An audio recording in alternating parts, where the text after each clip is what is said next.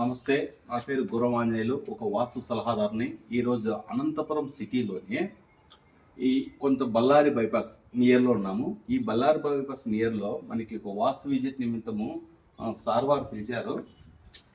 And మీ పేరు sir? Bhaskar. Sir ఏమంటున్నారంటే గత 22 అంటే 2022 సంవత్సరంలో నేను గృహం ఏర్పాటు చేసుకున్నాను. ఈ గృహం కట్టినాల్సిన నాకు రిజల్ట్ రావడం లేదు, ఎందుకు ఎక్కడ ప్రాబ్లం ఉంది అని అడుగుతున్నాడు. అయితే ఇక్కడ మనం లక్ష్మీ వాస్తు విజిట్లో మనకి సింహద్వారం ఉంది కదండి, ఇది తూర్పు ఉత్తరం కలిసిన అంటే తూర్పు ఈశాన్యంలో సింహద్వారం ఇచ్చారు. అయితే ఈ కండిషన్ కరెక్టే ఉండొచ్చు, అంటే జనరల్ వాస్తు ప్రకారము ఈ సింహద్వారం ఎదురుగా సంపు ఇచ్చారండి. ఈ సంపు ఇవ్వకూడదు, అంటే ద్వారం ఎదురుగా సంపు వస్తే డబ్బు నష్టం జరుగుతుంది.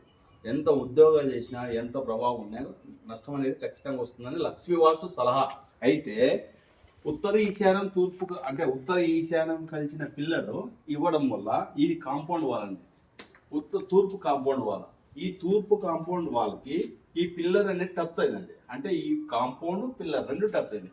ఇక్కడ నుంచి ఇన్ని పిల్లర్లు అనేది అంటే ఉత్తరం తూర్పు బరువు అయిందండి, అంటే పడమర ఖాళీ అయ్యి తూర్పు ఫిలప్ అయింది. తూర్పు మూత కింద లెక్క అండి. ఇలా చేసుకోవద్దండి. ఎవరైనా పిల్లర్లు వేసినా కూడా కాంపౌండ్ టచ్ కాకుండా పిల్లర్లు వేయాలని లక్ష్మీ వాస్తు సలహా.